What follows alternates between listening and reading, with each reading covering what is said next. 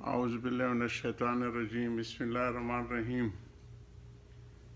محمد رسول اللہ والذین معہ اشداء علی الکفار رحماء بینہم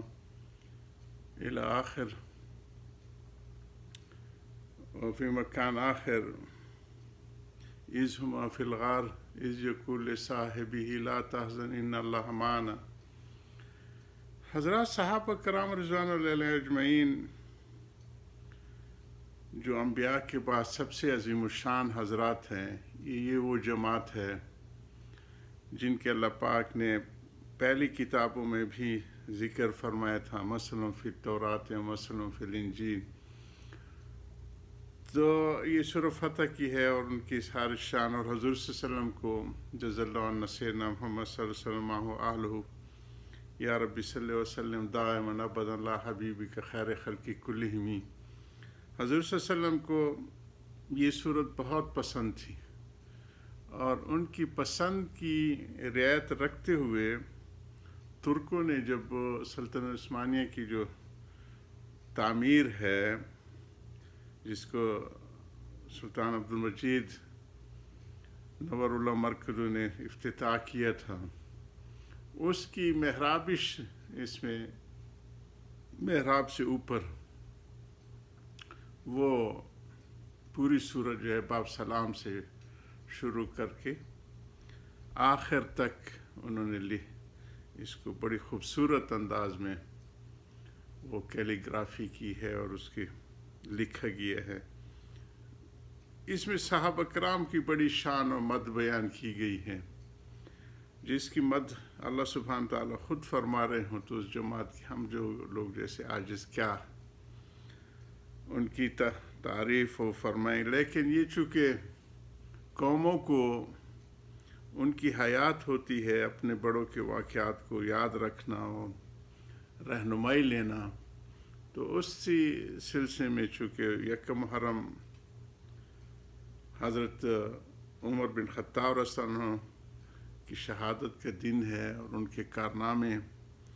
مسلمان تو مثلا کیا کافر تک اب تک مان رہے ہیں، اور ان کی جتنی بھی ریفارمز ہے جو انہوں نے اداروں کو قائم فرمایا اور انہوں نے قانون سازی کے جو طریقے رواج دیے، وہ رہتی دنیا تک ایک مثال رہیں گی۔ حضور صلی اللہ علیہ وسلم کی ذات اقدس تو یہ خاتم النبیین کی شان ہے کہ سارے دین کی تکمیل اور ان کے ہاتھ کے اوپر ہوئی، اور وہ اس کے سارے اصول و ضوابط ساری امت کو قیامت تک آنے والے ارشاد فرما کے اس دنیا سے رخصت ہو گئے۔ ان کا خطبۃ الوداع جو ہے یہ کانسٹیٹیوشن ہے، اسلامی دستور عمل ہے ساری رہتی دنیا تک، اس میں کوئی تبدیلی نہیں ہوگی اس دستور عمل میں۔ لیکن جس طرح ہم عرض کرتے رہتے ہیں کہ ایک تو ہے فی الدین اور ایک ہے للدین، جو جدید حالات اور تقاضے ہوتے ہیں اس کے لیے تو پھر ہر روز نئی قانون سازی کی ضرورت ہوتی ہے، اسی آئین کی چوکھٹ میں رہتے ہوئے، تو اس کو باقاعدہ ایک ادارے کی شکل میں، قانون سازی کی ادارے کی شکل میں حضرت عمر بن خطاب رضی اللہ عنہ نے ان سارے اداروں کو پروان چڑھایا، اور اسی کے اوپر میں کل تھوڑی سی گفتگو کر چکا تھا۔ اب حضور صلی اللہ علیہ وسلم کے انتقال کے بعد سب سے شدید دور جو تھا وہ حضرت بکر صدیق رضی اللہ عنہ کا تھا، جو ساری دنیا جانتی ہے، اور ان کے انتقال کے بعد آس پاس کے قبائل میں جو حالات پیدا ہو گئے تھے، اور مسلم بن کذاب وغیرہ، اور حضور صلی اللہ علیہ وسلم اپنی زندگی میں اسامہ رضی اللہ تعالیٰ عنہ کو عراق کی طرف پوری جماعت کے ساتھ حکم فرما چکے تھے، اور سارے کے سارے صحابہ اس میں شامل تھے۔ تو ان نازک حالات میں سارے صحابہ نے کہا کہ یا امیر المومنین، اس کو خلیفۃ رسول نے کہا، کہتے تھے کہ آپ اس کو روک لیں کہ حالات تھوڑے نرم ہو جائیں، حتیٰ کہ عمر بن خطاب سن بھی اسی میں تھے کہ خلیفۃ رسول صلی اللہ علیہ وسلم، اور حضرت ابوبکر صدیق کی صحابیت تو خود قرآن سے ثابت ہے، اذ یقول لصاحبہ، اور کہ انہوں نے جو اپنے صحابی ساتھ والے کو، تو معاذاللہ ان کے صحابیت کے انکار تو بہت اشد ہے کہ قرآن کی وہ نص سے ثابت ہے۔ باہر کے تو وہ انہوں نے جو استقامت سے پھر آگے بڑھایا، اور حضور صلی اللہ علیہ وسلم انتقال کے اوپر جو انہوں نے قرآن کی آیتیں پڑھی کہ جو جناب رسول اللہ صلی اللہ علیہ وسلم کی عبادت کرتے تھے وہ تو گزر گئے ہیں، اور جو اللہ سبحانہ تعالیٰ کی کرتے ہیں تو وہ تو حی القیوم ہے۔ تو یہ صحابہ فرماتے ہیں ہمیں ایسے ہوش آیا کہ جیسے آج یہ آیت نازل ہوئی ہوں، لیکن اس شدید حالات میں جو استقامت حضرت ابوبکر صدیق کی تھی وہ پھر رہتی دنیا تک امت اسلام کے لیے بڑی رہنمائی ہے۔ تو حضرت ابوبکر صدیق کی اس رائے سے کہ اسامہ کو تو حضور صلی اللہ علیہ وسلم خود رخصت کر چکے تھے، میں اس کو نہیں روکوں گا، اور حضرت عمر رضی اللہ عنہ نے بھی کہا کہ یا کچھ ان کو روک لیں، تو ان کی داڑھی مبارک پکڑ لی کہ آپ تو کفر میں شدید تھے اور جبان فی الاسلام، کیا بزدل ہو گیا اسلام میں جی۔ تو وہ ان کے انتقال کے بعد جب ان کی ذمہ داری آئی تو اکثر کہتے تھے کہ ایک رات کا اور ایک دن کی اگر حضرت مجھے نیکیاں دے دے تو میں سارے عمر کی نیکیاں ان کو دینے کے لیے تیار ہوں۔ اور اس دن کا ذکر کرتے تھے کہ ہم سب مخالفت میں تھے اور وہ جم گئے اور کہا کہ مجھے اس کی فکر نہیں ہے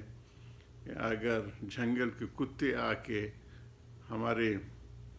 خواتین کو نوچے اور ان پہ حملہ آور، میں اس کی پرواہ نہیں کروں گا، لیکن حضور صلی اللہ علیہ وسلم جو کام کر گئے ہیں اس کو میں تبدیل نہیں کروں۔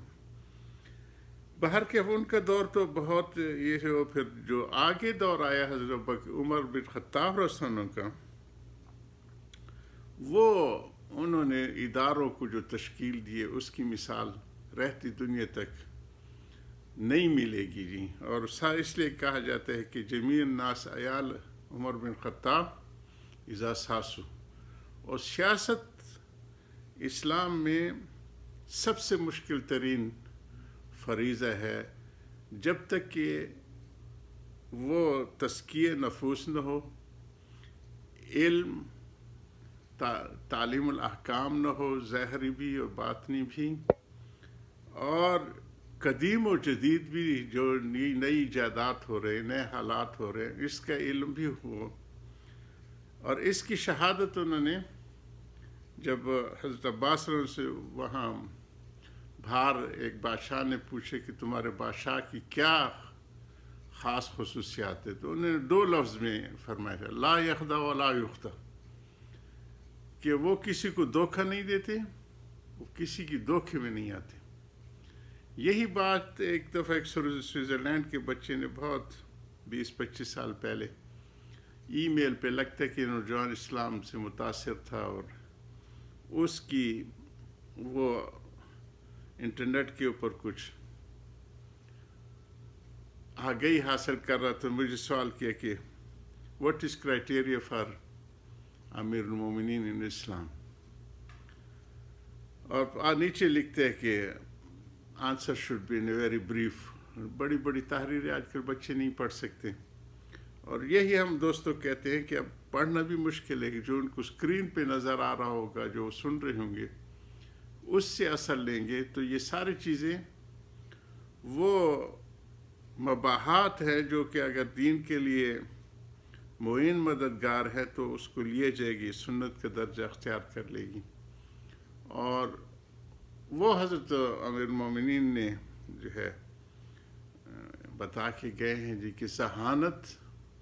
اور جدید اور قدیم علم کا ہونا یہ بہت ضروری ہے۔ اللہ ہم سارے صحابہ کو ہمارے طرف سے بہترین اجر عطا فرمائے۔ یا ربی صلی اللہ علیہ وسلم دائما ابدا علی حبیبک خیر خلق کلہم وصلی اللہ علی خیر خلق محمد وعلی آلہ اصحابہ اجمعین.